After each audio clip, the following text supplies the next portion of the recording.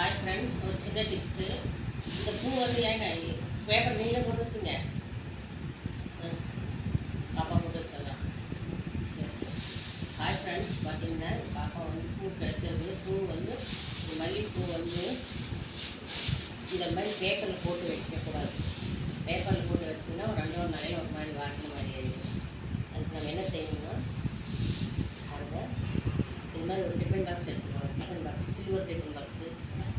அதை நம்ம திறந்து நம்ம நிறைய போனால் பெரிய டிஃபன் பாக்ஸ் எடுத்துக்கலாம். சின்னதாக இருந்ததுன்னா சின்ன டிஃபன் பாக்ஸ் எடுத்துக்கலாம். பாருங்கள், அப்படியே போட்டு அமுத்தக்கூடாது. அப்படியே மேலால் இப்படி போட்டுக்கணும். அப்படியே போட்டு அழகாக நம்ம வந்து மொட்டை இருக்கும்போது போட்டு வச்சோம்னா அந்த மொட்டை அப்படியே இருக்கும், வெடிக்காது.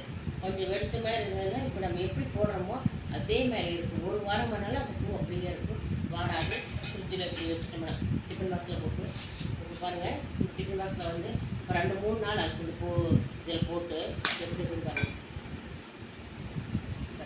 இது வந்து செடியில் பறிச்ச பூ, நானாக கட்டினது. அது கடையில் வாங்கிட்டு வந்தது.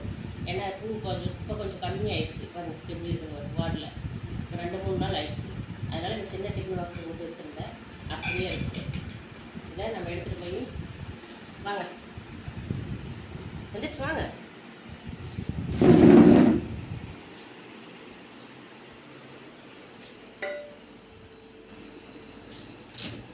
ஓகே ஃப்ரெண்ட்ஸ், நம்ம ஃப்ரிட்ஜில் இப்படி வச்சிடலாம். வேணுங்கும்போது நம்ம எடுத்து வச்சுக்கலாம். பிடிச்சிருந்தா லைக் பண்ணுங்கள். ஓகே, பிடிச்சிருந்தா லைக் பண்ணுங்கள். ஓகே, பாய்.